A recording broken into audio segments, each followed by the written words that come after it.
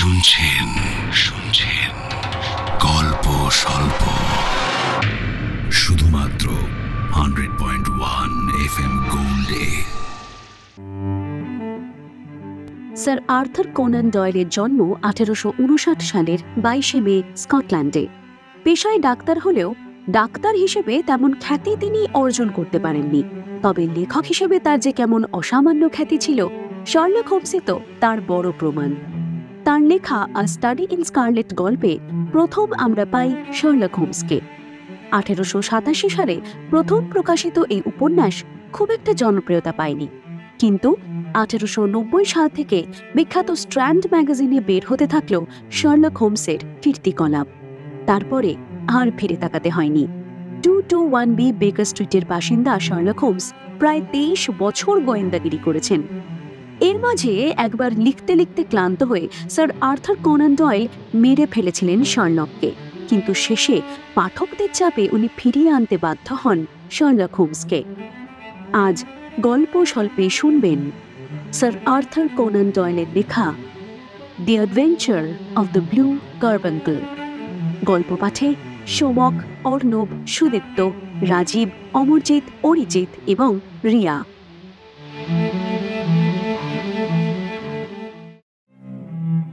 ক্রিসমাসের ঠিক দুদিন পরে সকালের দিকে আমি শার্লক হোমসের বাড়িতে গেলাম। হোমসকে বড়দিনের প্রীতি ও শুভেচ্ছা জানাবার জন্যই আমার যাওয়া। গায়ে একটা টকটকে লাল রঙের ড্রেসিং গাউন চাপিয়ে হোমস সোফায় বসেছিল। সোফার ডান দিকে হাতের কাছে তার পাইপগুলো পরপর সারিবদ্ধভাবে সাজিয়ে রাখা ছিল। সোফার কাছেই একটা কাঠের চেয়ার, আর সেই চেয়ারে হেলান দেবার জন্য উঁচু জায়গাটা থেকে বহু পুরনো একটা ধুলো পড়া ফাট ধরা শক্ত ফেল্ট হ্যাট ঝোলানো। চেয়ারটার বসবার জায়গায় একটা ম্যাগনিফাইং গ্লাস রাখা আছে। আমি বুঝতে পারলাম যে খুব খুঁটিয়ে খুঁটিয়ে পরীক্ষা করে দেখবার জন্যই টুপিটাকে ওইখানে ওইভাবে ঝুলিয়ে রাখা হয়েছে। ব্যস্ত রয়েছে মনে হচ্ছে, আমি তাহলে পরে আসি? মোটেই নয়, উল্টে তোমার সঙ্গে এই ব্যাপারটা নিয়ে একটু কথাবার্তা বলতে পারবো ভেবে ভালো লাগছে। আঙুল দিয়ে টুপিটা দেখিয়ে হোমস আমাকে বলল, এই ব্যাপারটা অবশ্য যাকে বলে জলের মতো সোজা। তবে কি জানো, কয়েকটা পয়েন্ট আছে, সেগুলো যে খুব ইন্টারেস্টিং তাই নয়, তার থেকে অনেক কিছু শেখারও আছে। আমি একটা ইজি চেয়ার ঘরের জ্বলন্ত ফায়ারপ্লেসের গনগনে আগুনের কাছে টেনে নিয়ে বসে হাত পা গরম করতে লাগলাম। বাইরে ভীষণ বরফ পড়ছে। জানলার সব শার্সি একদম মোটা বরফে ঢেকে গেছে। আমি বললাম, দেখে তো মনে হচ্ছে খুব সাধারণ একটা টুপি, কিন্তু আমি জোর করে বলতে পারি যে এই টুপিটার সঙ্গে কোনো না কোনো রহস্যময় ঘটনার যোগ আছে, আর এই টুপির সূত্র ধরেই তুমি সেই রহস্যের জাল ছিঁড়ে ফেলে অপরাধীদের ধরে ফেলবে। আরে না না, এটার সঙ্গে কোনো অপরাধের যোগাযোগ নেই। শার্লক হাসতে হাসতে বলল, এটাকে বলতে পারো একটা আজব কাণ্ড। দেখো, মাত্র কয়েক মাইল জায়গার মধ্যে 40 লক্ষ লোক যদি সদা সর্বদাই গুঁতোগুতি ধাক্কাধাক্কি করে, তাহলে এমন কিছু কিছু উদ্ভট ঘটনা ঘটতেই পারে যা সাধারণ বুদ্ধিতে ব্যাখ্যা করা যায় না। এই যে লন্ডনে এত লোক সারাদিন কাজে কর্মে ঘোরাঘুরি দৌড়োদৌড়ি করছে, কখনো আনন্দে হইচই করছে, কখনো গোলমাল করছে, এইসব কাণ্ড কারখানার মাঝখানে এমন ঘটনা ঘটা খুবই সম্ভব, যা ভীষণ রকম অস্বাভাবিক মনে হলেও তাকে কোনোভাবেই অপরাধমূলক ব্যাপার বা ক্রাইম বলা যায় না। হ্যাঁ, এটা অবশ্য ঠিক বলেছ। সত্যি কথা বলতে কি, লাস্ট যে 6টা তদন্তের কথা আমার ডায়েরিতে লেখা রয়েছে, তার মধ্যে 3টে তো মানে আইনের চোখে যাকে অপরাধ বলা যায় সেরকম কোনো অপরাধী নয়। হ্যাঁ, ঠিক কথা।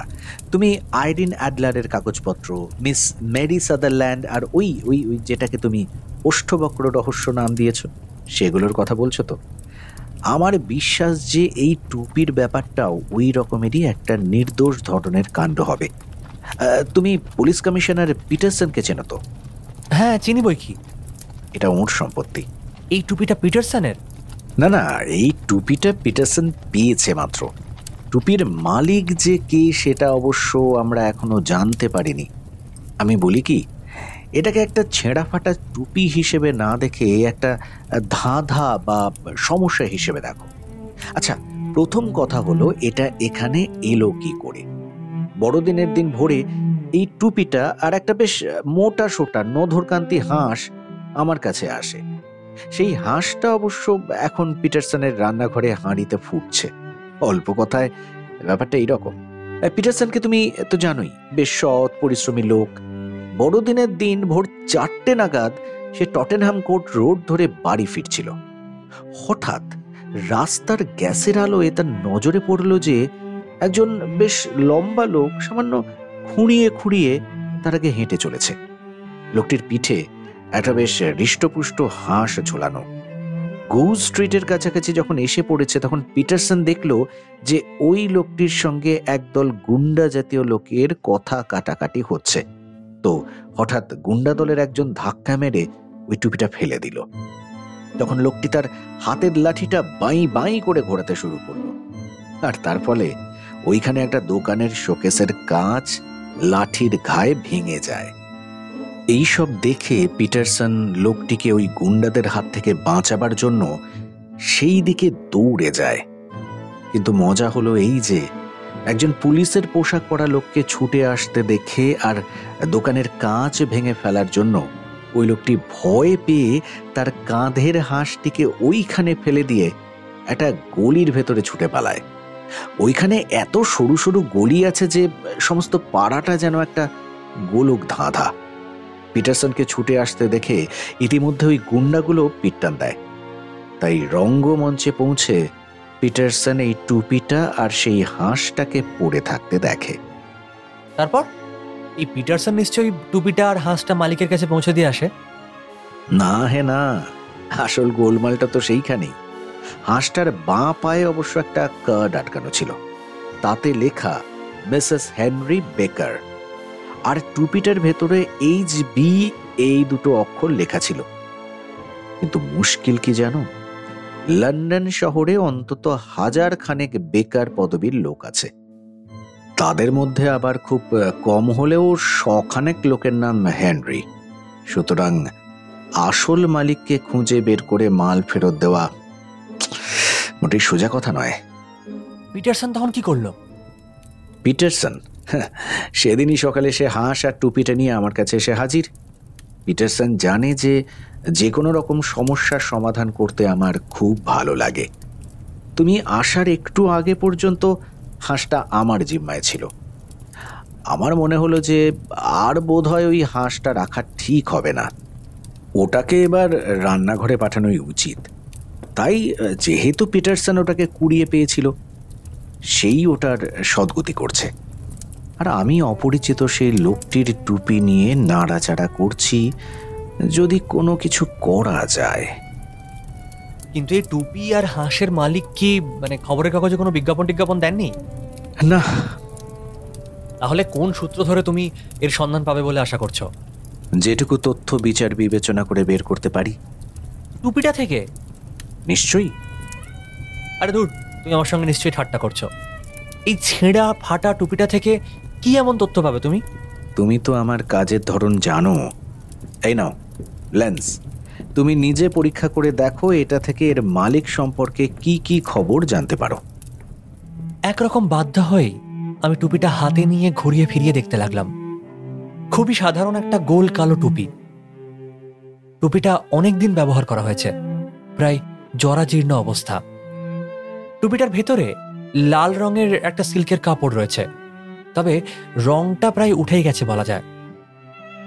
টুপির ভেতরে কোনো কোম্পানির নামও নেই, তবে শার্লক যেরকম বলেছিল ওই একদিকে H আর B এই দুটো হরফ লেখা।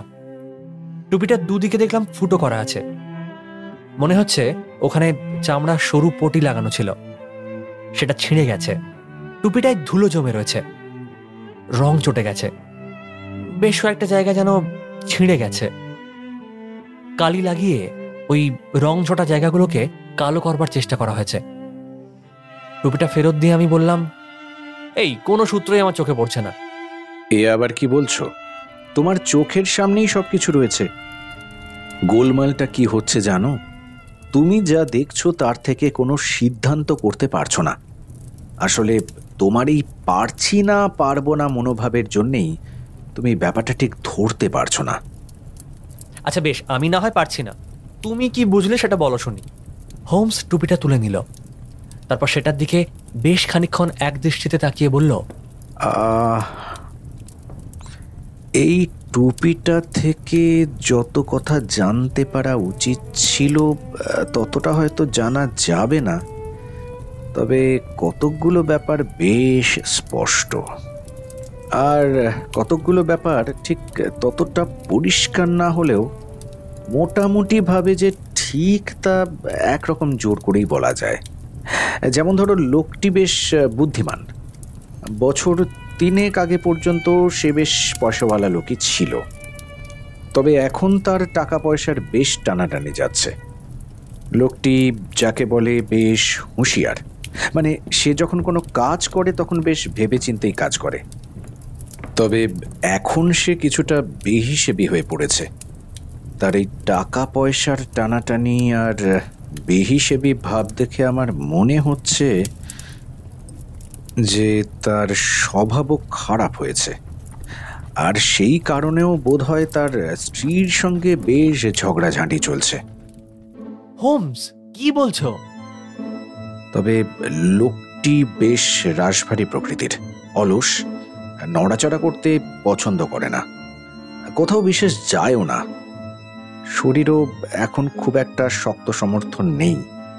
লোকটি মাঝবয়সী, অল্প কিছুদিন আগে চুল কেটেছে, মাথায় লাইম ক্রিম মাখে, ও বলতে ভুলে গেছি, চুলে পাক ধরেছে। টুপিটা নিরীক্ষণ করে মোটামুটি ভাবে এই কটা কথা জোর করে বলা যায়। ও, আর একটা কথাও বলতে পারি, খুব সম্ভবত ওর বাড়িতে গ্যাসের লাইন নেই। এই, তুমি আমার সঙ্গে কেন ঠাট্টা করছো বলো তো? মোটেই না। এই যে কথাগুলো তোমাকে বললাম, তারপরও কি তুমি ব্যাপারটা ধরতে পারছো না? হ্যাঁ ঠিক আছে, আমি খুব বোকা, কিন্তু বিশ্বাস করো তোমার কথার মাথা মুন্ডু কিচ্ছু বুঝতে পারছি না। যেমন ধরো, তুমি কি করে বুঝলে যে লোকটা বেশ বুদ্ধিমান? হোমস টুপিটা তার মাথার ওপর বসালো এবং টুপিটা তার প্রায় ভুরু পর্যন্ত ঢেকে দিল। দেখো, এটা হচ্ছে আকারের কথা। যার মাথায় এতখানি ব্রেন আছে সে আর যাই হোক বোকা নয়। আচ্ছা বেশ, তো লোকটার অবস্থা যে খারাপ যাচ্ছে এটা বুঝলে কি করে? এই টুপিটা প্রায় বছর 3 পুরনো, আর সেই জন্যেই টুপিটার ধারগুলো কুঁচকে গেছে। টুপিটা বেশ দামি, ভালো করে লক্ষ্য করলে দেখবে যে টুপিটার ভেতরের কাপড়টাও বেশ দামি। শুধু তাই নয়, টুপিটার বাইরে যে সিল্কের বেড়টা দেওয়া আছে সেটাও খুব দামি ফিতে। ভদ্রলোক বছর 3 আগে এই দামি টুপিটা কিনেছিলেন। এখন টুপিটা প্রায় ফেলে দেবার মতো অবস্থায় এসেছে, কিন্তু তবুও তিনি টুপিটা বদলাননি। এর থেকে অনুমান করা শক্ত নয় যে তার অবস্থা ভালো যাচ্ছে না। হ্যাঁ, এখন অবশ্য মনে হচ্ছে যে তুমি যা বলছো সেটা হয়তো ঠিক। আচ্ছা, লোকটা আগে খুব হুঁশিয়ার ছিল আর এখন খুব বেহিসেবি হয়েছে, এই কথাটা তুমি কেন বললে? শার্লক হেসে উঠল। তিনি যে একসময় হুঁশিয়ার লোক ছিলেন তার প্রমাণ হলো এইটি। এই জিনিসটা টুপির সঙ্গে লাগানো থাকে না, এটা ফরমাশ দিয়ে করাতে হয়। এটার সঙ্গে একটা পটি লাগানো থাকে, সেটা চিবুকের সঙ্গে লেগে থাকে। হাওয়ার চোটে টুপিটা যাতে মাথা থেকে উড়ে না যায় সেই জন্যে লোকটি এটা ফরমাশ দিয়ে তৈরি করিয়েছিল। এর থেকেই বোঝা যায় যে লোকটি বেশ ভেবে চিন্তে সব কাজ করত। কিন্তু দেখো, এই ইলাস্টিকের পটিটা ছিঁড়ে যাওয়ার পর আর নতুন পটি লাগানো হয়নি। এর থেকে বোঝা যাচ্ছে যে ওই বিবেচনা করে কাজ করার অভ্যেসটা তার চলে গেছে। কিন্তু আবার উল্টো দিক দিয়ে দেখো, টুপিটার যেখানে যেখানে ফেটে বা ছিঁড়ে গেছে সেখানে কালো কালি লাগানো, যাতে করে কারো নজরে না পড়ে। একটু ভাবলেই বুঝতে পারবে যে অবস্থা পড়ে গেলেও ওর আত্মসম্মান বোধ নষ্ট হয়নি। তোমার বিশ্লেষণ যে নির্ভুল তা মানতেই হয়। আর লোকটি যে মাঝবয়সী, তার চুলে পাক ধরেছে, 2-4 দিন আগে চুল কেটেছে আর চুলে লাইম ক্রিম লাগায়, এইসব কথাগুলো টুপিটার ভেতরটা দেখলে বোঝা যায়। লেন্স দিয়ে দেখলেই দেখতে পাবে নাপিতের কাঁচিতে কাটা ছোট ছোট চুল ভেতরের সঙ্গে একেবারে আটকে আছে, যেন আঠা দিয়ে জোড়া। আর টুপিটা শুঁকলেই লাইম ক্রিমের গন্ধ পাবে। তাছাড়া টুপিটায় যে ধুলো লেগে রয়েছে, তার রাস্তার নোংরা ধুলো নয়। এই ধরনের হলদে মোটা দানার ধুলো ঘরবাড়ির ভেতরেই হয়। এটা মানে হলো টুপিটা বহুদিন ঘরের ভেতরে টাঙানো ছিল। আর টুপির ভেতরে লক্ষ্য করলে দেখবে ঘামের দাগ পড়ে গেছে। সুতরাং টুপির মালিকের মাথা ভীষণ ঘামে। আর এই ভীষণভাবে মাথা ঘেমে যাওয়াটা, আর যাই হোক, ভালো স্বাস্থ্যের লক্ষণ নয়। আচ্ছা, আরেকটা কথা বলো, ওদের স্বামী স্ত্রীর মধ্যে যে ঝগড়া চলছে, এই কথাটা তুমি বুঝলে কি করে? দেখতেই পাচ্ছ টুপিটায় কি পরিমাণ ধুলো জমেছে। তার মানে কেউ ওটাকে ব্রাশ করেনি। কোনো লোক যখন ওই রকম ধুলো পড়া টুপি পরে বাড়ি থেকে বের হয়, তখন বুঝতে হবে যে স্বামী স্ত্রীর মধ্যে খুবই রাগারাগি চলছে। কিন্তু এও তো হতে পারে যে লোকটা বিয়েই করেনি। তা কি করে হবে? মনে নেই হাঁসটার পায়ে আটকানো কার্ডটায় কি লেখা ছিল? মিস্টার বেকার নিশ্চয়ই তার স্ত্রীকে খুশি করার জন্য ওই মোটা সোটা হাঁসটা কিনেছিল। বাবা, সব প্রশ্নের উত্তরই তো রেডি মনে হচ্ছে, কিন্তু ওর বাড়িতে যে গ্যাসের লাইন নেই সেটা তুমি জানলে কি করে? দেখো, একটা বা দুটো চর্বির দাগ যে কোনো কারণেই হতে পারে, কিন্তু টুপিটার 5 জায়গায় চর্বির দাগ দেখে বুঝলাম যে লোকটি প্রায়ই জ্বলন্ত চর্বির কাছাকাছি আসে। আর একটু ভাবতেই উত্তরটা পেয়ে গেলাম। রাত্রিরে সিঁড়ি দিয়ে ওপরে ওঠার সময় তার এক হাতে টুপি আর অন্য হাতে মোমবাতি থাকে। গ্যাস থেকে এই ধরনের চর্বির দাগ পড়ে না। কি এখন খুশি তো? বুঝলাম। হ্যাঁ, তোমার এই বিশ্লেষণটা বেশ অবাক করা বটে, কিন্তু তুমি তো নিজেই বললে যে এটার সাথে কোনো ক্রাইমের কোনো কানেকশন নেই। আর এই হাঁসটা হারানো ছাড়া কোনো লোকেরই কোনো ক্ষতি হয়নি, তাই বৃথাই তোমার এই বুদ্ধি খরচ হলো। কাজে লাগবে বলে মনে হয় না। হোমস আমার কথার উত্তরে কি যেন বলতে যাচ্ছিল, এমন সময় ঘরের দরজাটা দড়াম করে খুলে গেল। হুড়মুড় করে ঘরে ঢুকলো পুলিশ কমিশনার পিটারসন। তার চোখ মুখ দেখে মনে হলো কোনো ব্যাপারে সে এত অবাক হয়েছে যে তারই ধাক্কায় বেচারা একদম বেসামাল হয়ে গেছে। হাঁপাতে হাঁপাতে সে বলল, সেই হাঁসটা মিস্টার হোমস, সেই হাঁসটা। হ্যাঁ, সেই হাঁসটা। সেটার হয়েছে কি? ফের জ্যান্ত হয়ে ডানা ঝাপটাতে ঝাপটাতে সেটা কি রান্নাঘরের জানলা দিয়ে উড়ে পালালো? কথাটা বলে হোমস একটু নড়ে চড়ে বসল, যাতে সে পিটারসনের মুখটা আরেকটু ভালো করে দেখতে পায়। এই যে দেখুন না, মরা হাঁসের পেটের ভেতর থেকে আমার স্ত্রী কি পেয়েছেন। পিটারসন তার হাত আমাদের সামনে মেলে ধরল। তার হাতের তেলোই একটা খুব চকচকে নীল পাথর। পাথরটা আকারে একটা মটরশুঁটির দানার মতো, হয়তো একটু ছোটও হতে পারে, কিন্তু পাথরটা এত জ্বলজ্বল করছিল যে মনে হচ্ছিল পিটারসনের হাত থেকে যেন আলো ঠিকরে বেরোচ্ছে। হোমস মুখ দিয়ে একটা শব্দ করল। পিটারসন, এ যে একেবারে গুপ্তধন পাওয়া। তুমি কি পেয়েছো তুমি জানো কি? এটা একটা হিরে, আর হিরে তো খুব দামি পাথর। এটা দিয়ে খুব সহজেই কাঁচ কাটা যায়। এটা যত দামি পাথর আছে তার মধ্যে সবচাইতে দামি। এটা সেই মরকারের কাউন্টেসের সেই ব্লু কার্বাঙ্কাল না? ঠিক বলেছ। 2-4 দিনের মধ্যে দি টাইমস পত্রিকায় রোজ যে বিজ্ঞাপন বেরিয়েছে তা পড়ে পড়ে এই পাথরটার আকার আকৃতি আমার নখদর্পণে বলতে পারো। এটা যাকে বলে অতুলনীয়, এর আর জোড়া নেই। বাজারে এটার যে কত দাম হবে তা আন্দাজ করাও শক্ত, তবে এটা খুঁজে দিতে পারলে যে 1000 পাউন্ড পুরস্কার দেওয়ার কথা বলা হয়েছে, তা এই পাথরটার দামের 20 ভাগের 1 ভাগও নয়। 1000 পাউন্ড? আরে বাস! পিটারসন এই বলেই একটা চেয়ারে ধপাস করে বসে পড়ে আমার আরেকবার হোমসের মুখের দিকে তাকাতে লাগলো।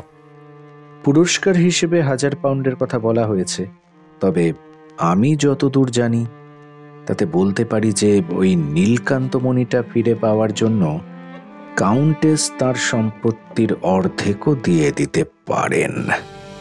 আমার যতদূর মনে পড়ছে এটা তো কসমোপলিটন হোটেল থেকে চুরি হয়েছিল। হ্যাঁ, ঠিকই বলেছ। আজ থেকে 5 দিন আগে, মানে 22শে ডিসেম্বর এটা চুরি যায়। জন হর্নার নামে একজন কলের মিস্ত্রিকে এটা চুরি করার অপরাধে গ্রেফতার করা হয়। হর্নারের বিরুদ্ধে অভিযোগ এতই গুরুতর যে তাকে কোর্টে নিয়ে যাওয়া হয়। দাঁড়াও, আমার কাছে বোধহয় কাগজপত্র সবই আছে। এই তো পেয়েছি। কসমোপলিটন হোটেল থেকে দামি পাথর চুরি। 26 বছর বয়সী কলের জলের মিস্ত্রি জন হর্নারের বিরুদ্ধে এই বলে অভিযোগ করা হয়েছে যে সে মরকারের কাউন্টেসের বিখ্যাত ব্লু কার্বাঙ্কল নামে পরিচিত অত্যন্ত মূল্যবান পাথরটি চুরি করেছে। হোটেলের ওপরতলাগুলির তদারকির ভার যার ওপর সেই জেমস রাইডারই এই অভিযোগ করেছে। কাউন্টেসের ঘরের একটা ভাঙা চুল্লি ঝালাই করার জন্য রাইডার হর্নারকে ডেকে নিয়ে আসে। হর্নার যখন কাজ করছিল, রাইডার তখন ওই ঘরেই ছিল। হঠাৎ তাকে কাজের জন্য অন্য জায়গায় যেতে হয়। ফিরে এসে রাইডার দেখে হর্নার চলে গেছে, কিন্তু সে লক্ষ্য করে যে ঘরের দেরাজটা ভাঙা আর টেবিলের ওপরে একটা ছোট্ট মরক্কো চামড়ার কৌটো খোলা অবস্থায় পড়ে রয়েছে। পরে জানতে পারা যায় যে ওই কৌটোতেই ব্লু কার্বাঙ্কল রাখা ছিল। রাইডার সঙ্গে সঙ্গে চিৎকার চেঁচামেচি করে ঘটনার কথা সকলকে জানিয়ে দেয়। সেই দিনই সন্ধ্যাবেলায় পুলিশ হর্নারকে গ্রেফতার করে। যদিও তার ঘর তন্ন তন্ন করে খুঁজেও পাথরটা পাওয়া যায়নি। কাউন্টেসের নিজের ঝি ক্যাথরিন কুসাক সাক্ষী দিতে গিয়ে বলে যে রাইডারের চিৎকার শুনে সে ঘরে ছুটে গিয়ে দেখে যে কাউন্টেসের দেরাজ ভাঙা আর টেবিলের ওপর কৌটো খোলা। মোটমাট ক্যাথরিন কুসাক রাইডারের কথায় সায় দেয়। এরপর বি ডিভিশনের ইন্সপেক্টর ব্র্যাড স্ট্রিট হর্নারের গ্রেফতারের ব্যাপারে সাক্ষী দিয়ে বলে যে তাকে গ্রেফতার করতে গেলে সে প্রচণ্ড বাধা দেয় আর বারবার বলতে থাকে যে তার কোনো দোষ নেই, সে এ ব্যাপারের কিছুই জানে না। হর্নারের বিরুদ্ধে আগে ছিঁচকে চুরির অভিযোগ থাকায় ম্যাজিস্ট্রেট তখনই কোনো সিদ্ধান্ত না নিয়ে সমস্ত ব্যাপারটা বিচারের জন্য আদালতে পাঠিয়ে দেন। ম্যাজিস্ট্রেটের কামরায় হর্নার আগাগোড়া খুবই অস্থির আর উত্তেজিত ছিল। ম্যাজিস্ট্রেটের রায় শুনে সে অজ্ঞান হয়ে যায়। পরে তাকে ধরাধরি করে ম্যাজিস্ট্রেটের কোর্ট থেকে নিয়ে যেতে হয়। এ তো গেল পুলিশ কোর্টের খবর। হোমসের হাবভাব দেখে আমার মনে হলো যে সে যেন ভীষণ ভাবনায় পড়ে গেছে। এখন যে প্রশ্নের উত্তরটা খুঁজে বের করতে হবে সেটা হলো কিভাবে ওই পাথরটা চুরি গেল, আর কি করেই বা সেটা টটেনহাম কোর্ট রোডের একটা বাড়ির রান্নাঘরে একটা মরা হাঁসের পেট থেকে বেরোলো। এখন দেখতে পাচ্ছ তো ওয়াটসন যে আমাদের ওই বিশ্লেষণের ব্যাপারটা কত গুরুতর চেহারা নিয়েছে। এখন আর ওই ব্যাপারটা মোটেই নির্দোষ নেই। এই দেখো পাথরটা পাওয়া গেছে একটা হাঁসের পেট থেকে, আর হাঁসটা হচ্ছে মিস্টার হেনরি বেকারের, মানে সেই লোকটির যার পুরনো ছেঁড়া ফাটা টুপিটা আমাদের হাতে এসেছে। আর তার সম্পর্কে কিছু কিছু কথা আমি তোমাকে বলেছি, এবং যে কথাগুলো তুমি তেমন গ্রাহ্য করোনি। এখন আমাদের প্রথম কাজ হলো ওই লোকটিকে খুঁজে বের করা। তারপর আমাদের জানতে হবে যে ওই রহস্যময় ব্যাপারের সঙ্গে তার কোনো যোগাযোগ আছে কি না।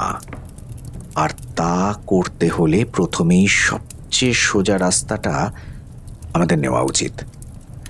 আমরা সব সান্ধ্য খবরের কাগজে বিজ্ঞাপন দেব। যদি বিজ্ঞাপনে কোনো ফল না হয় তো অন্য ব্যবস্থা করা যাবে।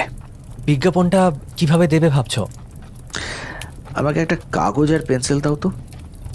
দাঁড়াও, এইভাবে লিখলে কেমন হয় শোনো। গুজ স্ট্রিটের মোড়ে একটা হাঁস আর একটা ফেল্ট টুপি পাওয়া গেছে। মিস্টার হেনরি বেকার, 221B বেকার স্ট্রিট, সন্ধে 6:30 পর নিজে এসে দেখা করলে তার জিনিস ফেরত পাবেন। কি সব বেশ পরিষ্কার করে গুছিয়ে বলা হয়নি? না, ঠিক আছে, কিন্তু এখন কথা হচ্ছে যে এই বিজ্ঞাপন কি তার চোখে পড়বে? দেখো, একজন গরিব লোকের পক্ষে এইভাবে একটা হাঁস ফেলে আসা সোজা ব্যাপার নয়। বেশ বড় রকমের একটা লোকসানি বলা যায়। একে তো দোকানের কাচের শাসি দইবাত ভেঙে ফেলে বেচারা ঘাবড়ে যায়, তার ওপর আবার পুলিশের পোশাক পরা পিটারসনকে ছুটে আসতে দেখে সেই জায়গা থেকে পালানোর কথা ছাড়া আর কিছুই সে ভাবতে পারেনি। আমার মনে হয় যে পরে ওইভাবে হাঁসটা ফেলে আসার জন্য সে নিশ্চয়ই খুব আফসোস করছে। আর তাছাড়া আমরা তো বিজ্ঞাপনের নাম দিয়ে দিচ্ছি, তাই ও নিজে যদি নাও দেখে তো ওর চেনাশোনা কেউ দেখতে পেলে নিশ্চয়ই ওকে বিজ্ঞাপনের কথা বলবে। পিটারসন, এই বিজ্ঞাপনটা কোনো বিজ্ঞাপন কোম্পানির মারফত আজই ছাপাবার ব্যবস্থা করো। কোথায় দিতে বলছেন? Globe, Star, Pall Mall, Saint James's Gazette, Evening News, Standard, Echo, এগুলোতে দাও। আর এছাড়া অন্য যেখানে দিতে চাও দিও। ঠিক আছে, আমি এক্ষুনি ব্যবস্থা করতে যাচ্ছি। আর ওই পাথরটা? ওটা আপাতত আমার কাছে রেখে দিচ্ছি। হ্যাঁ, ভালো কথা, বিজ্ঞাপন দিয়ে যখন ফিরে আসবে তখন সেই হাঁসটার সাইজের একটা হাঁস কিনে এনো। যে লোকটির হাঁসটা এখন তোমার রান্নাঘরে ডেকচিতে টকবক করে ফুটছে, সে এলে তাকে তো একটা কিছু দিতে হবে। পিটারসন চলে যাওয়ার পর হোমস সেই পাথরটা আলোর সামনে ধরল। দারুণ জিনিস, দেখছো কেমন চকচক করছে? এটার চারদিক দিয়ে আলো একেবারে ঠিকরে বেরোচ্ছে। বুঝতেই পারছো যত গন্ডগোলের মূল হলো এই পাথরটা। আর সত্যি কথা বলতে কি, দামি পাথর বোধহয় এমনই টোপ যে অপরাধীরা না গিলে পারে না। পৃথিবীতে যতগুলো বিখ্যাত দামি পাথর আছে তাদের প্রত্যেকটার জন্যই যে কত চুরি আর খুন জখম হয়েছে তা বোধহয় বলে শেষ করা যায় না। এই পাথরটার কথাই ধরো না, এর বয়স মাত্র 20 বছর। এটা পাওয়া গিয়েছিল দক্ষিণ চীনের আময় নদীর তীরে। এই পাথরটার বিশেষত্ব হলো যে এটা দেখতে হুবহু কার্বাঙ্কেলের মতো, শুধু রংটা চুরির মতো লাল নয়, নীল। এর বয়স কম বটে, কিন্তু এর ইতিহাস বড় সাধারণ নয়। এটার জন্য ইতিমধ্যেই 2 জন খুন হয়েছে, একজনকে অ্যাসিড ছুঁড়ে মারা হয়, একজন আত্মহত্যা করেছে। আর এটা যে কতবার চুরি গেছে তা বোধহয় বলে শেষ করা যায় না। এত কাণ্ড ঘটে গেছে শুধুমাত্র 40 গ্রেন ওজনের এক টুকরো স্ফটিকায়িত কাঠ কয়লার জন্য। যাকগে, এখন এটাকে ভালো করে তুলে রেখে কাউন্টেসকে একটা চিঠি লিখে সব কথা জানিয়ে দিই। তোমার কি এই হর্নার লোকটাকে নির্দোষ বলে মনে হচ্ছে? আমি ঠিক বলতে পারছি না। আর ওই হেনরি বেকার লোকটি, ও কি এসব ব্যাপারের মধ্যে আছে? আমার মনে হয় হেনরি বেকার বোধহয় নির্দোষ। আমার বিশ্বাস ওই হাঁসটা যে সোনার চেয়েও দামি এ কথা বোধহয় ও জানতই না। অবশ্য আমার এই ধারণাটা ঠিক না বেঠিক সেটা জানতে পারবো যদি আমার বিজ্ঞাপনটা তার নজরে পড়ে। ততক্ষণ তাহলে তুমি কিছুই করছো না? না, কিছুই না। তাহলে একটা কাজ করি, আমি এক চক্কর রুগী দেখে আসি, আবার সন্ধ্যে 6টা নাগাদ আসবো। ব্যাপারটা শেষ পর্যন্ত কোথায় গিয়ে দাঁড়ায় সেটা না জানতে পারলে আমার ঘুমই হবে না। বহুত আচ্ছা, তাহলে রাত্রিরের ডান হাতের কাজটা এখানেই সারবে। আজ বন মুরগি আছে, তবে যেসব কাণ্ড ঘটছে তাতে মিসেস হাডসনকে বলে রাখতে হবে মুরগিটা যেন ভালো করে খুঁজে টুজে দেখে। এক জায়গায় একটু আটকে পড়েছিলাম। যখন বেকার স্ট্রিটে ফিরে এলাম তখন 6:30 বেজে গেছে। সদর দরজার কাছে আসতে দেখলাম লম্বা মতো একটা লোক দাঁড়িয়ে আছে, তার কোটের গলা পর্যন্ত বোতাম আটকানো। আমি তার পেছনে এসে দাঁড়াতেই দরজা খুলে গেল। আমরা দুজনে ঢুকে গেলাম। আমরা সোজা হোমসের ঘরের দিকে এগিয়ে গেলাম। হোমস তার ইজি চেয়ার ছেড়ে দাঁড়িয়ে উঠে বেশ একগাল হেসে অপরিচিত লোকটির দিকে তাকিয়ে বলল, আরে, আপনি নিশ্চয়ই মিস্টার হেনরি বেকার। আগুনের পাশের ওই চেয়ারটায় বসুন, আজকে খুব ঠান্ডা পড়েছে। আপনি দেখছি উপযুক্ত জামা কাপড় পরেননি। আরে আর ওয়াটসন, তুমিও ঠিক সময়ে এসে পড়েছো দেখছি। আচ্ছা মিস্টার বেকার, এই টুপিটা কি আপনার? হ্যাঁ, এই টুপিটা তো আমারই বটে। লোকটার শরীর বেশ শক্ত সমর্থ, লম্বা, কাঁধটাও বেশ চওড়া, মাথাটা সত্যিই খুব বড়। আর লোকটা চোখে মুখে দেখলাম বেশ বুদ্ধির ছাপ। ছুঁচলো কাঁচা পাকা দাড়ি রয়েছে, নাকের ডগা আর গাল দুটো লাল। লক্ষ্য করলাম মাঝে মধ্যেই তার হাত দুটো কেঁপে উঠছে। তার গায়ের গলাবন্ধ ফ্রক কোটটা বহু পুরনো। কোটের ভেতর দিয়ে হাতের কবজি দেখা যাচ্ছিল। বুঝলাম তার কোটের ভেতর শার্ট নেই। লোকটা খুব থেমে থেমে আস্তে আস্তে কথা বলছিল, আর যেটা বলছিল সেটা খুব ভেবে চিন্তেই বলছিল। কথার ধরন থেকে বোঝা যায় যে সে মোটামুটি শিক্ষিত, তবে এখন যে কোনো কারণেই হোক সে বেশ অসুবিধের মধ্যে আছে। আপনার জিনিসগুলো কদিন হলো আমাদের কাছেই আছে। আমি ভেবেছিলাম যে আপনি হয়তো কাগজে বিজ্ঞাপন দেবেন। আপনি কোনো বিজ্ঞাপন দেননি তো? এখন আর আগেকার মতো অত পকেটের জোর নেই। তো আমার মনে হয়েছিল যে ওই গুন্ডার দল হাঁস আর টুপি নিয়ে ভেগেছে, ওগুলো পাবার আর কোনো আশা নেই ভেবেই বিজ্ঞাপন দিয়ে আর মিছিমিছি পয়সা নষ্ট করতে চাইনি। সেটা অবশ্য একটা কথা বটে। ভালো কথা, আমরা কিন্তু হাঁসটা রেঁধে খেয়ে ফেলেছি। খেয়ে ফেলেছেন? লোকটি চেয়ার থেকে লাফিয়ে উঠল। মনে হলো ভেতরে ভেতরে সে খুবই চটেছে। হ্যাঁ, নইলে ওটা খারাপ হয়ে যাচ্ছিল। তবে টেবিলের ওপরে ওই যে হাঁসটা দেখছেন, ওটা বোধহয় আপনার হাঁসটার মতোই হবে। ওটাতে কি আপনার কাজ চলবে? টেবিলের দিকে তাকিয়ে মিস্টার বেকার বেশ খুশি হয়ে জবাব দিলেন, হ্যাঁ, নিশ্চয়ই নিশ্চয়ই। তবে আপনার সেই হাঁসটার পালক, পা সবই রাখা আছে। যদি... লোকটা হো হো করে হেসে উঠল, বলল, ওইগুলো সে রাতের অ্যাডভেঞ্চারের সাক্ষী হিসাবে খুব দামিই বটে, কিন্তু ওগুলো আর কি কাজে লাগবে আমি তো জানি না। আপনি অনুমতি দিলে আমি ওই চমৎকার গোটা হাঁসটাই নিয়ে যাই। হোমস আমার দিকে একবার আর চোখে তাকালো, তারপর লোকটির দিকে তাকিয়ে বলল, বেশ তো, তাহলে এই নিন আপনার টুপি আর ওই আপনার হাঁস। ভালো কথা, যদি আপত্তি না থাকে তো ওই হাঁসটা কোথায় কিনেছিলেন বলবেন কি? মানে আমি আবার ওই হাঁস মুরগির ব্যাপারে ভীষণ ইন্টারেস্টেড কিনা। সত্যি কথা বলতে কি, ওরকম নধরকান্তি হাঁস আমি খুব কমই দেখেছি। বলছি। হেনরি বেকার উঠে গিয়ে টেবিলের উপর থেকে তার জন্য রাখা হাঁসটা তুলে নিয়ে বগল দাবা করল। মিউজিয়ামের কাছে আলফা ইন বলে একটা রেস্টুরেন্ট আছে, তো আমরা কয়েকজন সেখানে রোজই সন্ধ্যের দিকে জড়ো হই। দিনের বেলাটা অবশ্য আমি মিউজিয়ামেই থাকি। এই বছর ওই আলফা ইনের মালিক উইন্ডিগেট ও গুজ ক্লাব বলে একটা ক্লাব তৈরি করেছিল। উদ্দেশ্য, সপ্তাহে সপ্তাহে কয়েক পেনি করে দিলে ক্রিসমাসের সময় একটা করে হাঁস পাওয়া যাবে। আমি আমার চাঁদা নিয়মিত দিয়ে গেছি। তারপরের ব্যাপার তো আপনাদের সবারই জানা। হোমসকে অনেকবার ধন্যবাদ দিয়ে বেশ ঘটা করে অভিবাদন জানিয়ে হেনরি বেকার চলে গেল। লোকটির রকম সকম দেখে আমার খুব হাসি পাচ্ছিল। লোকটা চলে গেলে হোমস বলল, যাক, তাহলে হেনরি বেকারের পালা সাঙ্গ হলো। বোঝা গেল আসল ব্যাপারের বিন্দু বিসর্গ কিছুই উনি জানেন না। ওয়াটসন, তোমার কি খিদে পেয়েছে? বললাম, না, কেন বলো তো? তবে চলো একটু ঘুরে আসা যাক। আমাদের হাতে যে সূত্র হঠাৎই এসে পড়েছে তা একবার যাচাই করে দেখে আসি।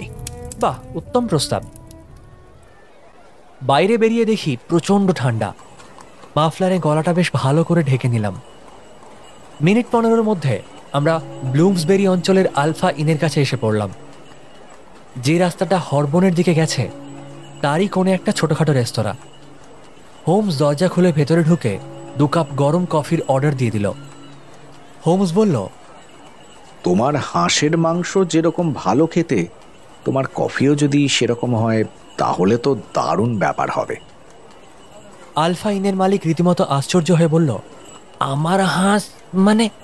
হ্যাঁ, এই তো আধ ঘন্টা আগেই আমি মিস্টার হেনরি বেকারকে বলছিলাম।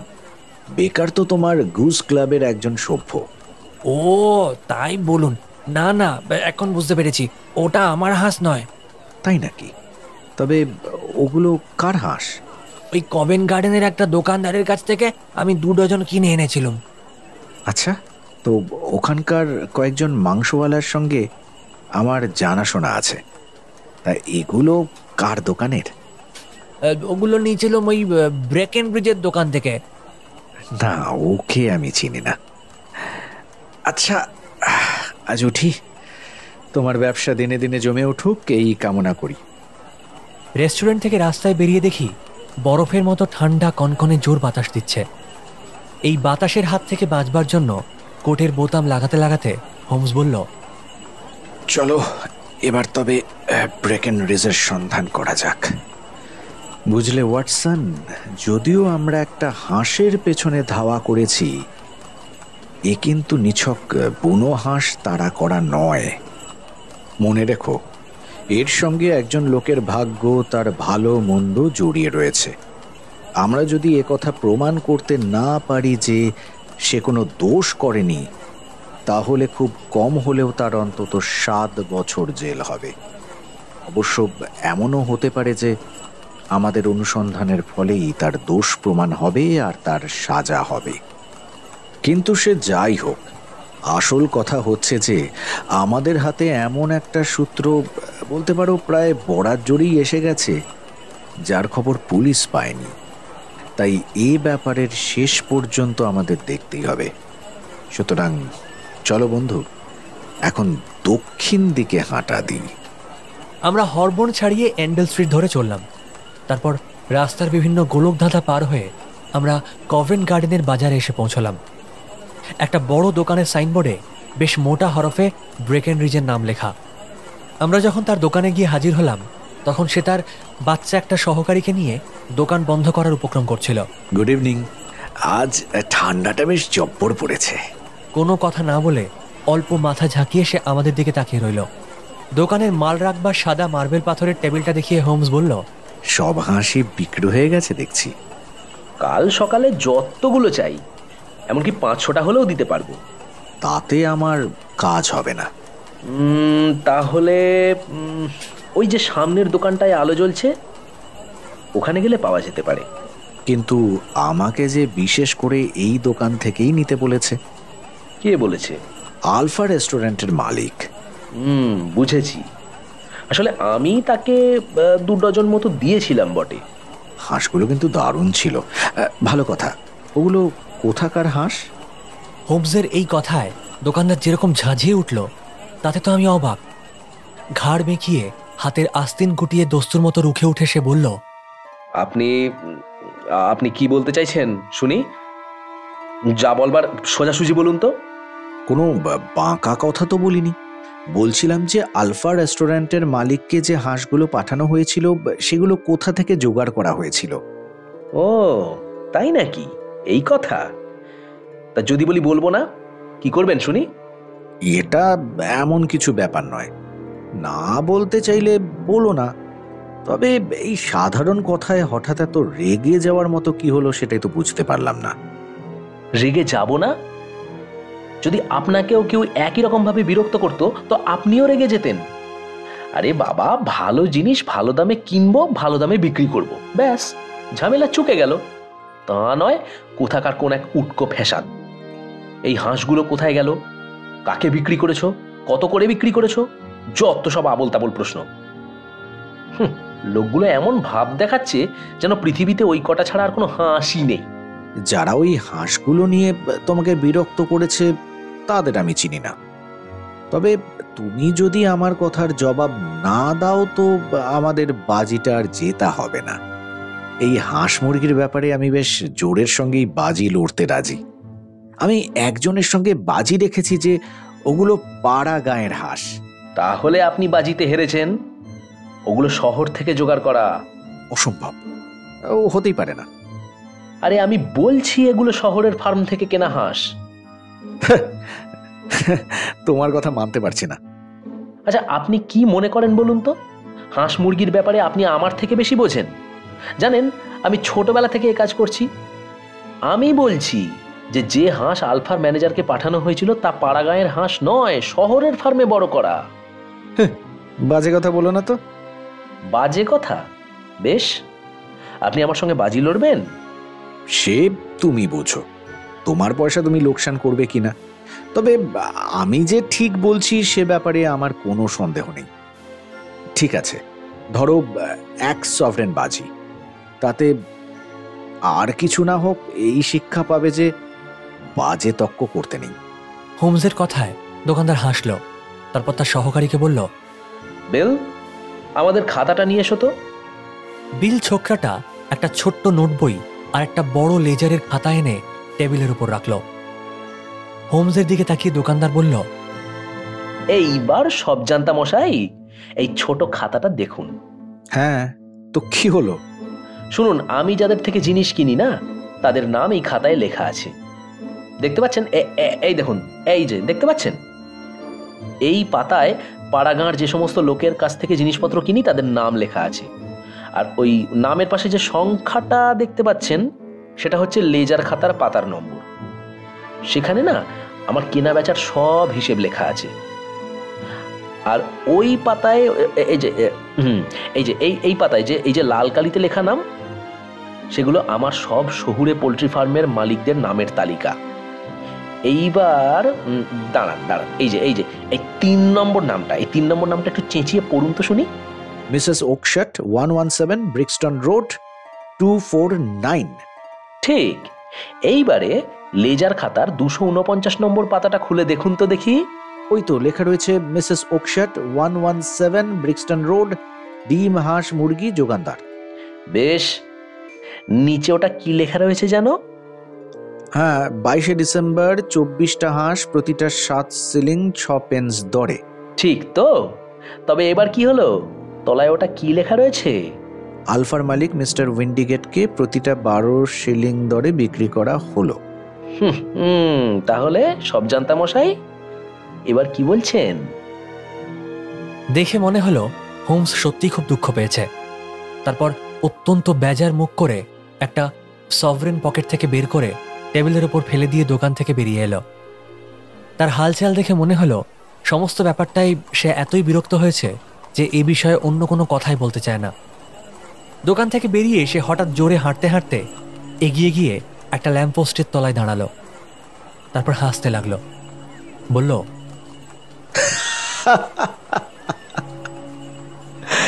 যখনই ওই রকম দাড়ি গোঁপওয়ালা লোকের পকেট থেকে লাল মলাটের বই উঁকি দিতে দেখবে, তখনই তুমি নিশ্চিতভাবে জানবে যে সহজেই তাকে বাজি ধরাতে পারবে।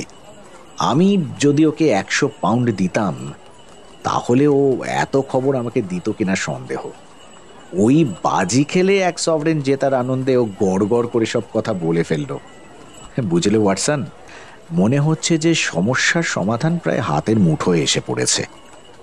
এখন কথা হচ্ছে যে মিসেস ওকশাটের সঙ্গে আজ রাত্রেই দেখা করব না কাল সকালে দেখা করব।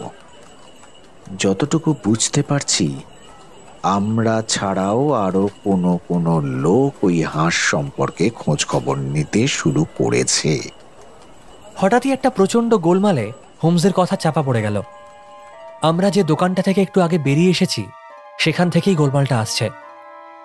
ভালো করে নজর করতে দেখলাম দোকানের দরজায় একজন ছুঁচোমুখ লোক ভিজে বেড়ালের মতো জড়সড় হয়ে দাঁড়িয়ে আছে, আর ঘুষি বাগিয়ে ব্রেকেনরিজ তার সামনে খুব চোটপাট করছে। ব্রেকেনরিজের গলা শুনতে পেলাম, তোমরা তোমাদের ওই হাঁস নিয়ে গোল্লায় যাও, জাহান্নামে যাও। আমি তোমাদের কিচ্ছুটি জানি না। হ্যাঁ, এই শেষবারের মতো বলে দিচ্ছি, আর যদি ওই হাঁসের কথা আমার কাছে তোলো না, তবে তোমাদের পেছনে আমি কুকুর লেলিয়ে দেবো। দেখো, যাও যাও যাও যাও, মিসেস ওকশটকে ডেকে নিয়ে এসো। যা বলবার আমি তাকেই বলবো। হ্যাঁ, তোমাকে বলবো কেন? আমি কি হাঁসগুলো তোমার কাছ থেকে কিনেছিলাম? মিসেস ওকশট কেন, প্রুশিয়ার রাজা এসে বললেও আমার বাড়ি বই গেল। এ নিয়ে আমি ঢের ব্যতিব্যস্ত হয়েছি। আমি বলছি এই ব্যাপারের কোনো কিছু আমি জানি না। যাও যাও যাও যাও তো, এখন এখান থেকে ভাগো। হোমস আমাকে বলল, যাক, শেষ পর্যন্ত ব্রিক্সটন রোড পর্যন্ত যাওয়ার দরকার নাও হতে পারে। চলো একটু এগিয়ে দেখা যাক ওই লোকটার কাছ থেকে কোনো খবর পাওয়া যায় কিনা। রাস্তায় কিছু বেকার লোক দাঁড়িয়ে জটলা করছিল। তাদের পাশ কাটিয়ে হোমস তাড়াতাড়ি পা চালালো। একটু পরেই হোমস পেছন থেকে তার জামা ধরে আস্তে আস্তে টানলো। অসম্ভব রকম চমকে গিয়ে সে ফিরে তাকালো। রাস্তার আলোয় দেখলাম তার মুখ ভয়ে একদম সাদা হয়ে আছে। সে ভয় কাঁপতে কাঁপতে বলল,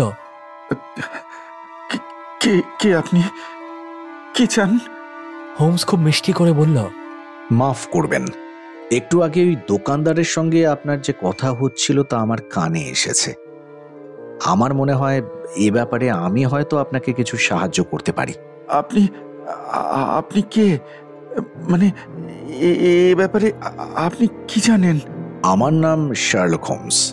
অন্যেরা যা জানে না সেই সব খবর জানাই আমার পেশা। কিন্তু এ ব্যাপারে কোনো কিছু তো আপনার জানার কথা নয়। ভুল বুঝবেন না, এ ব্যাপারের আগা গোড়া সবই আমার জানা। যে হাঁসগুলো ব্রিক্সটন রোডের মিসেস ওকশাট ব্রেকেনরিজকে বিক্রি করেছিল, যেগুলো ব্রেকেনরিজ আবার আলফা রেস্টুরেন্টের মালিককে বিক্রি করেছিল, আবার সেগুলো তার ক্লাবের মেম্বারদের মধ্যে বিলি করেছিল, যাদের মধ্যে একজন হলো মিস্টার হেনরি বেকার, সেই হাঁসগুলোর হদিশ আপনি জানতে চাইছেন কি, তাই নয় কি? আমি মনে মনে বোধহয় আপনাকেই খুঁজছিলাম। আপনাকে আমি বলে বোঝাতে পারবো না যে এই ব্যাপারটা আমার পক্ষে কি ভীষণ জরুরি। মানে জীবন মরণের সমস্যাও বলতে পারেন আপনি। একটা ভাড়া গাড়ি সেখান দিয়ে যাচ্ছিল। শার্লক গাড়িটাকে ডাকলো। বেশ, তাহলে চলুন কোথাও একটু আরাম করে বসে সমস্ত ব্যাপারটা আলোচনা করা যাক। এই দারুণ ঠান্ডায় রাস্তায় দাঁড়িয়ে দাঁড়িয়ে কথা বলার কোনো মানেই হয় না। তবে সবার আগে আপনার পরিচয়টা জানতে পারলে ভালো হতো। একটু থতমত খেয়ে লোকটি বলল, আমার নাম জন রবিনসন। শার্লক একটু হেসে বলল, না, আপনার আসল নামটা বলুন। যিনি নিজের আসল পরিচয় গোপন রাখতে চান তার সঙ্গে কাজ করে সুখ নেই। আমার নাম জেমস রাইডার।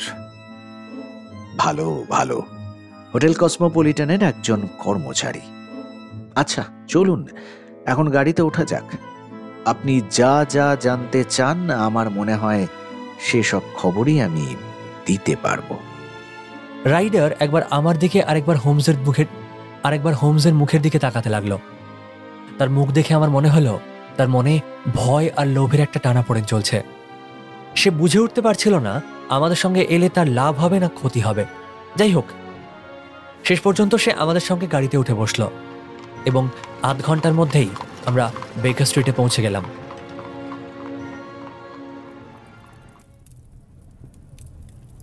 ঘরে ঢুকে হোমস খুব খুশি হয়ে বলল, বাইরের হাড় কাঁপানো ঠান্ডার পর ঘরের এই আগুন ভীষণ আরামদায়ক লাগছে। মিস্টার রাইডার, আপনি দেখছি ঠান্ডায় খুবই কাবু হয়ে পড়েছেন। এই বেতের চেয়ারটায় ভালো করে বসুন। রাস্তার জুতোটা বদলে আসি, তারপর কথাবার্তা হবে।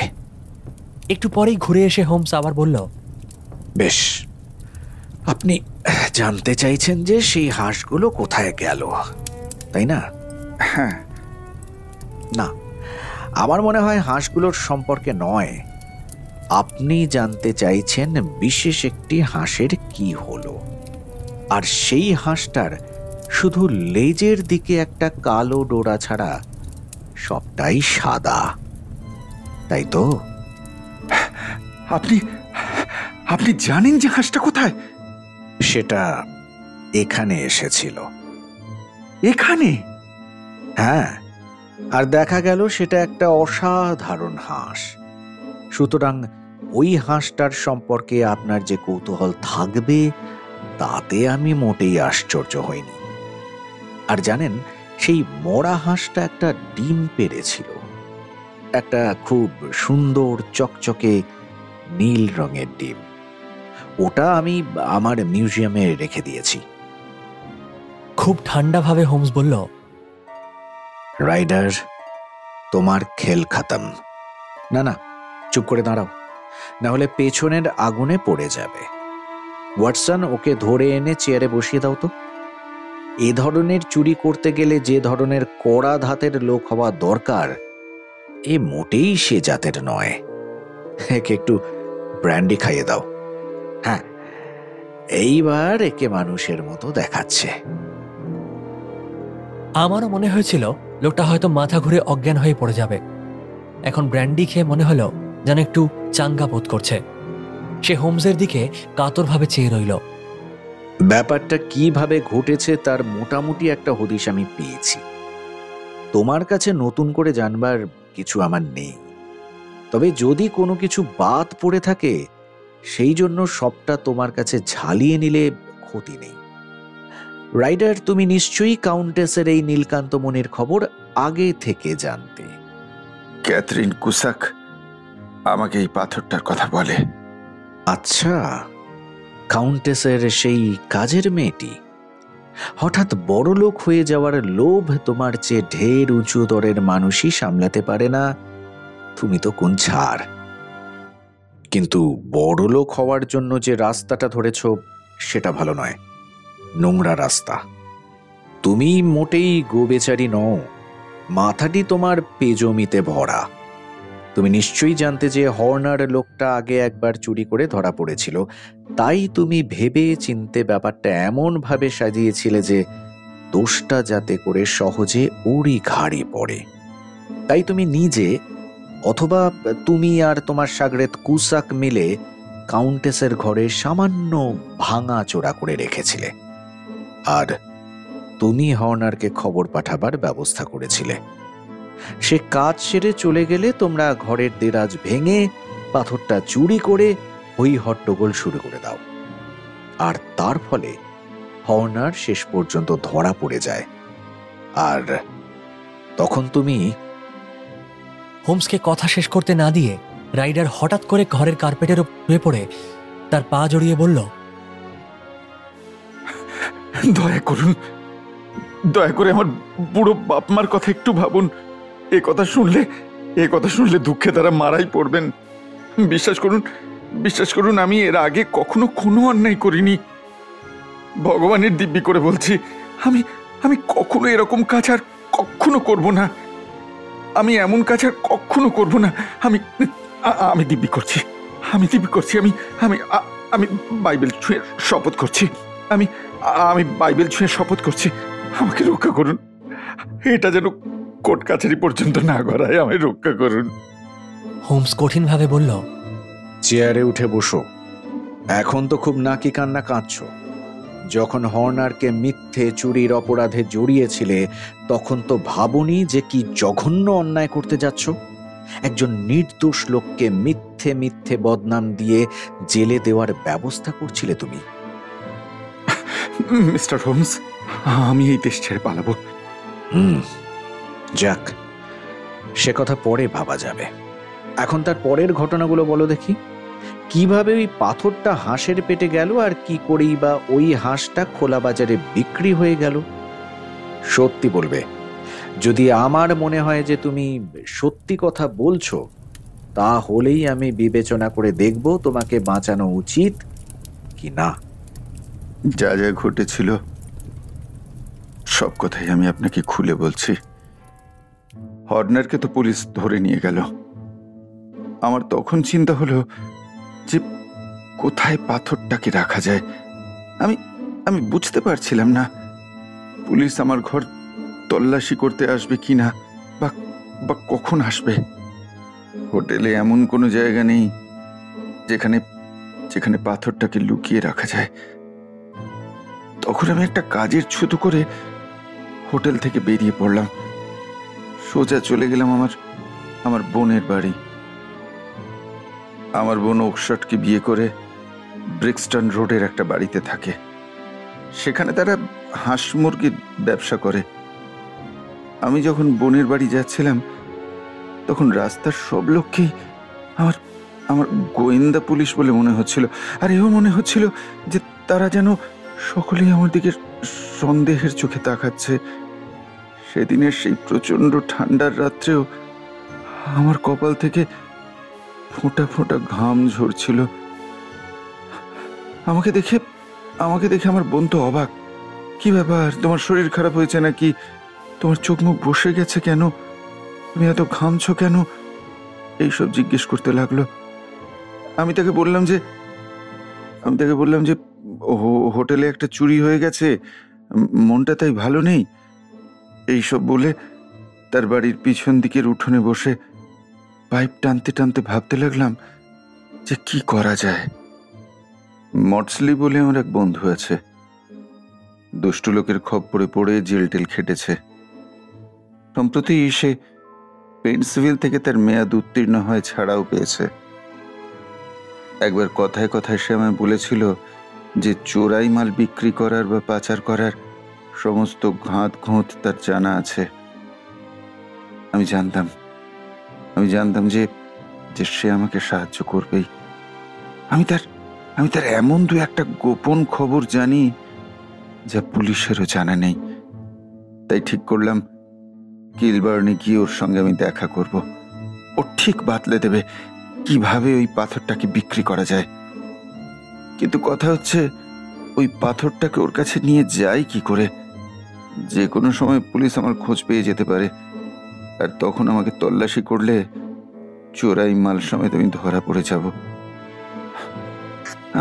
আমি উঠোনের যে জায়গায় বসে এইসব কথা ভাবছিলাম, সেইখানেই একপাল হাঁস ঘোরাঘুরি করছিল। হঠাৎই আমার মাথায় ঝাঁ করে একটা বুদ্ধি খেলে গেল। পাথরটাকে লুকিয়ে রাখার এমন একটা উপায় বের করলাম যা কোনো গোয়েন্দা পুলিশের সাধ্য নেই যে সে খুঁজে বার করে।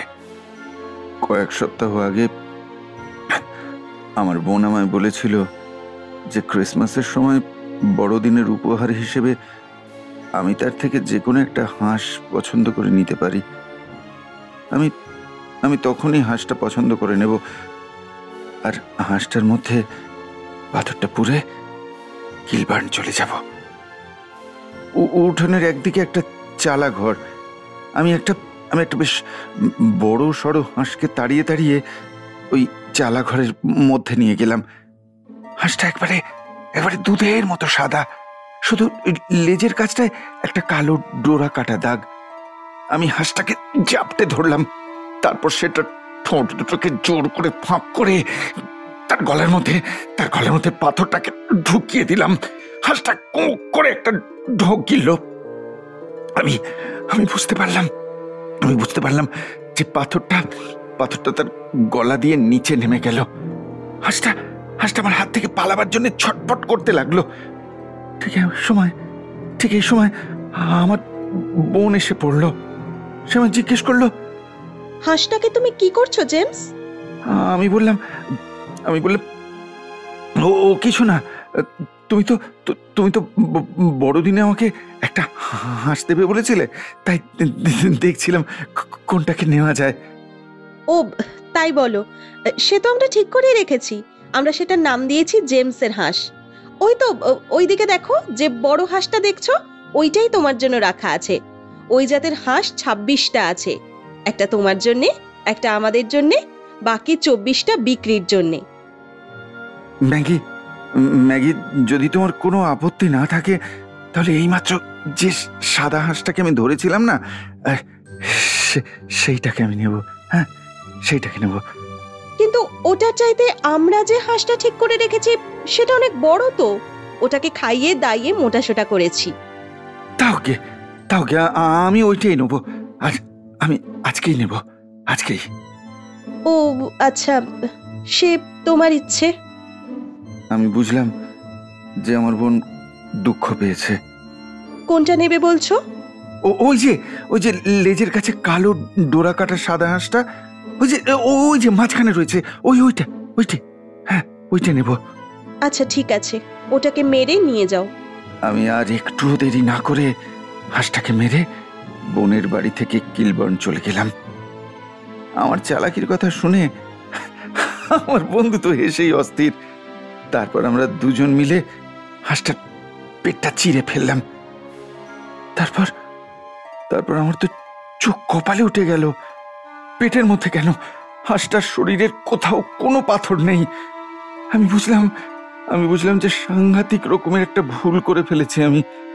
হাঁসটাকে ওইখানে ওই অবস্থায় ফেলে রেখে আমি আবার ছুটতে ছুটতে বোনের বাড়ি চলে গেলাম। বাড়ির পিছনের উঠোনে যে জায়গায় ওই হাঁসের খাঁচটা ছিল, সেখানে গিয়ে দেখি যে খাঁচা খালি, একটাও হাঁস নেই। ম্যাগি ওই হাঁসগুলো গেল কোথায়? দোকানদার কিনে নিয়ে গেছে। কোন দোকানদার? ওই তো কভেন্ট গার্ডেনের ব্রোকেন রিজ।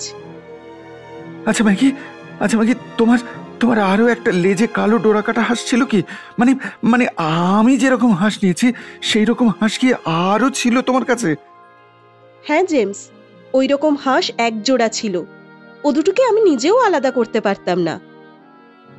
ম্যাগির কথা শুনে সব ব্যাপারটা আমার কাছে একবারে পরিষ্কার হয়ে গেল। আমি বুঝতে পারলাম যে গন্ডগোলটা কোথায় হয়েছে। আর সময় নষ্ট না করে আমি সেখান থেকে সোজা ব্রেকেন ব্রিজের দোকানে গেলাম। তার সঙ্গে কথা বলে জানলাম যে সব হাঁসগুলো সে বিক্রি করে দিয়েছে, কিন্তু কাকে বিক্রি করেছে সে কিছুতেই বললে না। আপনারা শুনতেই পেলেন একটু আগে ব্রেকেন ব্রিজ কি বলল। এদিকে আমার বোনের ধারণা হয়েছে যে আমার মাথার গোলমাল হয়ে গেছে। আমার নিজেরই এক এক সময় মনে হচ্ছে জানেন যে আমি বোধহয় পাগল হয়ে যাব। আমি ভাবছি আমার কি হলো, আমি চোর বনে গেলাম। অথচ মজা হচ্ছে এই যে জিনিসটার জন্য আমি চোর হয়ে গেলাম সেই জিনিসটাই আমার হাতে এলো না। অদৃষ্ট।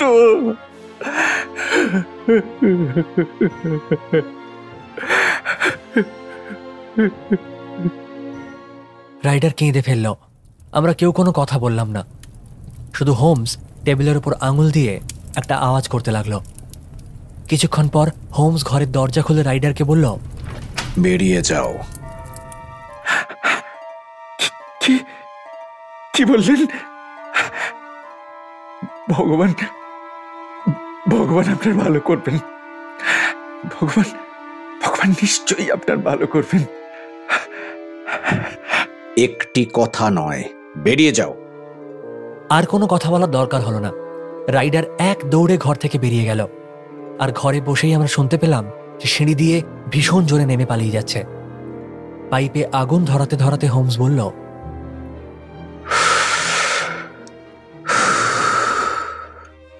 ওয়াটসন, পুলিশ তাদের কাজের গাফিলতি দেখিয়ে দেওয়ার দায়িত্ব আমাকে দেয়নি। আর তাছাড়া হর্নারের শাস্তি হওয়ার কোনো আশঙ্কাই নেই। রাইডার গা ঢাকা দিলেই হর্নারের বিরুদ্ধে কোনো অভিযোগ টিকবে না। হয়তো কাজটা ঠিক আইনসঙ্গত হলো না, তবে লোকটাকে বাঁচানো গেল। ও আর কখনো এরকম কাজ করবে না। এখন ওকে জেলে পাঠালে ও একটা খারাপ ধরনের অপরাধী হয়ে যেত। তাছাড়া ক্রিসমাস হলো ক্ষমার সময়। বরাত জোরে আমাদের দরজায় একটা সমস্যা এসে গিয়েছিল, সেটা সমাধান করতে পেরেই আমরা খুশি। এখন চলো অন্য এক রহস্যের সমাধান করা যাক। সেখানেও অবশ্য প্রধান চরিত্র হলো একটা বন মুরগি।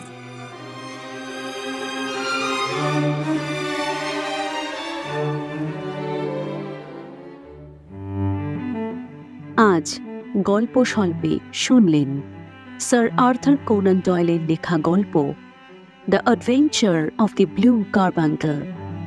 শার্লক হোমসের ভূমিকায় সুমক, ওয়াটসন এবং আলফা ইনের মালিক Arnab, James Ryder Sudipta, Maggie Riya, Henry Baker Arijit, alpha ইনের মালিক অমরজিৎ, পিটারসন রাজীব, গল্পের সূত্রধর সৌমি, সমগ্র পরিকল্পনা ও পরিচালনা শুভদা।